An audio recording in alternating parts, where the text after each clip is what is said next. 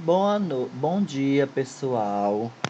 Tudo bem com vocês? Vamos lá para mais um dia de aula, não é isso? E na aula anterior a gente começou a estudar divisões regionais, não foi?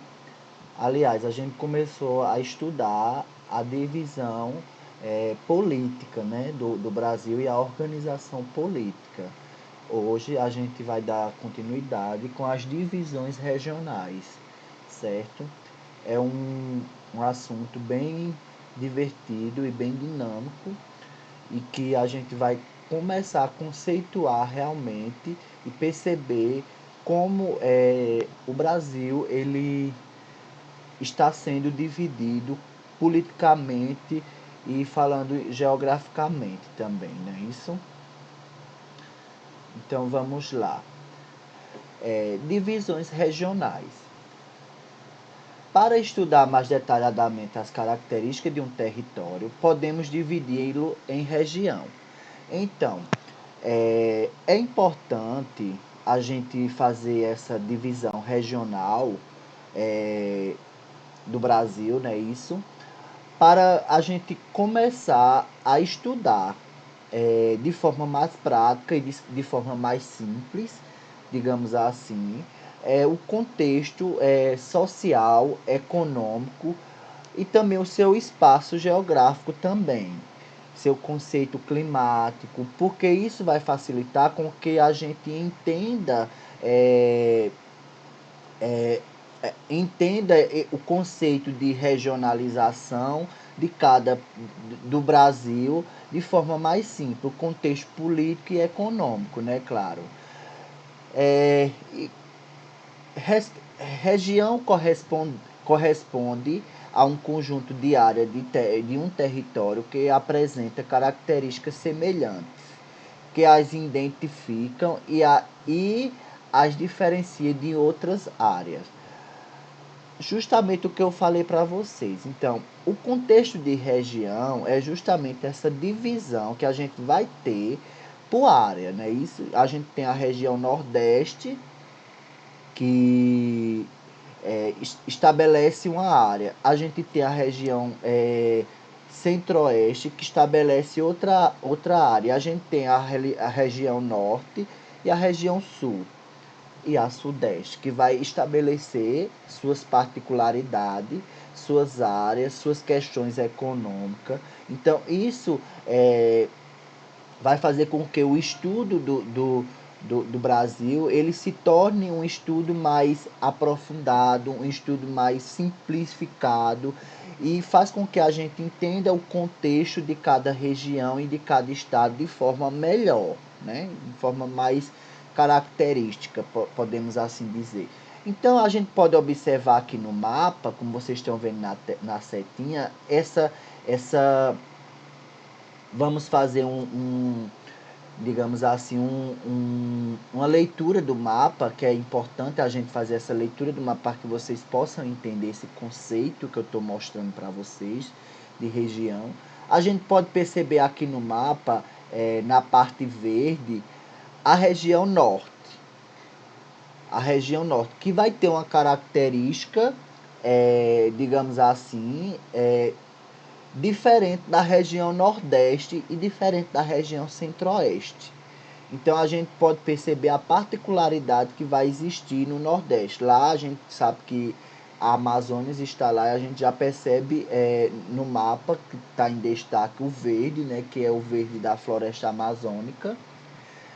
E há uma característica extremamente importante da região norte devido à diversidade de mata que existe lá. Então o clima é diferente, a gente tem um clima diferenciado e a gente vai estudar isso conforme nossas aulas vai passando. A gente hoje está apenas conceituando, certo? A gente tem aí em azul a região Nordeste. E a gente pode perceber, gente, aqui do lado, onde tem esses quadradinhos, verde, azul, amarelo, vermelho e laranja. A característica de cada região, certo? Então, esses quadradinhos esses quadradinhos estão sendo nomeado, Norte, Nordeste, Centro-Oeste, Sudeste e Sul, se legenda. Então, a gente, para fazer uma leitura do mapa, a gente precisa também observar no mapa e observar a legenda ao lado, certo? Então, a gente vai criar um certo hábito de fazer essa leitura desse mapa. Então, a gente tem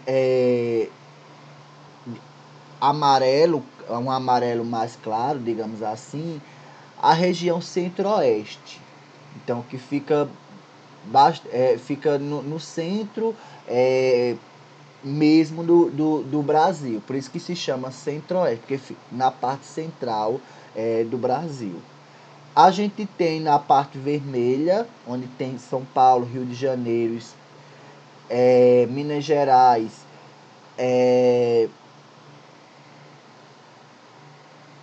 a parte sudeste, que é onde característica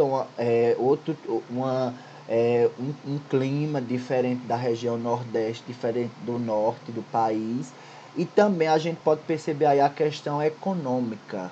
A questão econômica do Sudeste, a população, a quantidade de pessoas que vivem nesse Sudeste é maior do que, por exemplo, na Amazônia. Por mais que tenha uma região vasta, mas a região Sudeste se concentra-se um grande número de pessoas, e aí tem a questão econômica que a gente vai entender no decorrer dos nossos estudos, certo? E tem a região sul, que é essa região de amarelo mais escuro também, que tem suas características também, que a gente vai compreender de forma particular, certo?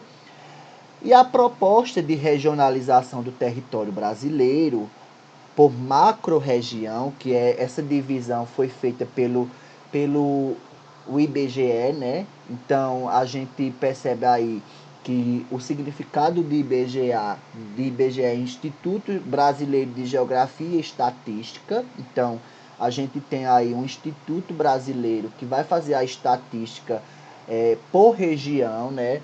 Definindo assim, essas regiões sendo definidas por esses limites, né? E também a gente pode perceber os traços, a cultura, a economia, onde cada região ela vai ter uma característica própria, né?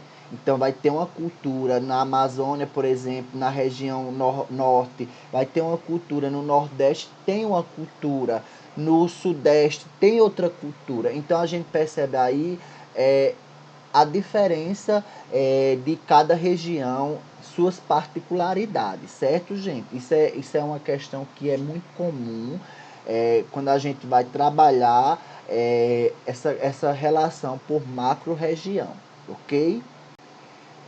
E o que é o IBGE? Se constitui no principal provedor de dados e informações do país, que atende às necessidades dos mais diversos segmentos da sociedade civil, bem como dos órgãos das esferas governamentais, federais, estaduais e municipais. Então, a gente já percebe aí que o Instituto Geográfico Brasileiro e Estatística também, ele vai ter um papel, né? Um papel de justamente estudar essas regiões, esses municípios, esse órgão governamental de modo particular e de modo minucioso, para saber a quantidade de população, por família, quantas pessoas tem numa casa, quantos filhos. Então, é um estudo estatístico, né? Entra aí a questão da matemática estatística, entrar aí o estudo mais aprofundado, entrar aí as necessidades da população também. Então, isso é um estudo global, um estudo do Brasil, né? Do Brasil nacional, né? Um estudo nacional de segmentos da sociedade civil, certo, gente? E o Brasil também tem outro tipo de divisão, além da divisão por macro-região, que é a divisão caracterizada por o IBGE, né?